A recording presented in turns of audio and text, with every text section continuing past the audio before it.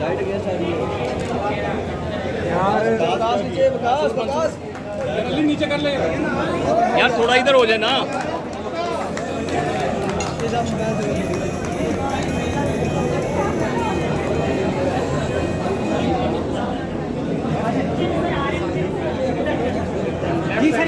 वो मेरा ख्याल है हम लोग वो जो ट्रिपल हीलिक्स का कॉन्सेप्ट है कि आपके एकेडेमिया, आपके गवर्नमेंट पॉलिसी और आपके बिजनेस हाउसेस जो हैं ये एक पेज पे होने चाहिए और एक जगह पे इनकी कंसंट्रेशन होनी चाहिए ताकि ये तीनों रिसर्च भी बीच में आए, इंक्लूड हो और आपके मैक्सिमम वो जो प्रोडक्ट्स हैं उनकी भी क्वालिटी में इम्प्रूवमेंट आए। बाहर जाएगा तो आपको प्राइस भी अच्छी फैच करके देगा।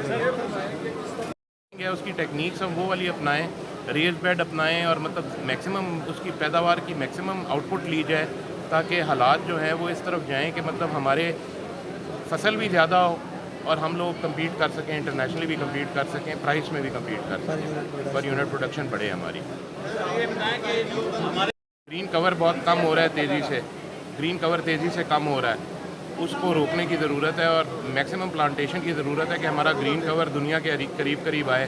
फ्रूट बेयरिंग ट्रीज़, मैंगोज़ जिसमें सर फहरिस्त हैं, ये बहुत ज़्यादा लगने चाहिए, इनकी कटाई कम होनी चाहिए और इस जो इतना टेस्टी और इतना स्वीट हमारे मुल्क की पैदावार है इसको दुनिया तक भी पहुंचना चाहिए और इसके लोगों तक भी पहुंचना चाहिए।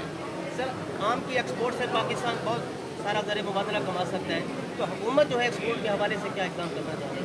हुकूमत का यही है बेसिकली, तो पहले जो क्वारंटीन इश्यूज़ हैं, जो बाकी इंपोर्टिंग मुल्कों के क्वारंटीन रेगुलेशंस हैं, उसके मुताबिक हमें अपने मैंगो को, उसकी ट्रीटमेंट, उसके तमाम जो लवाजमात हैं वो पूरे करने चाहिए कि दुनिया में जा सके हमारा मैंगो।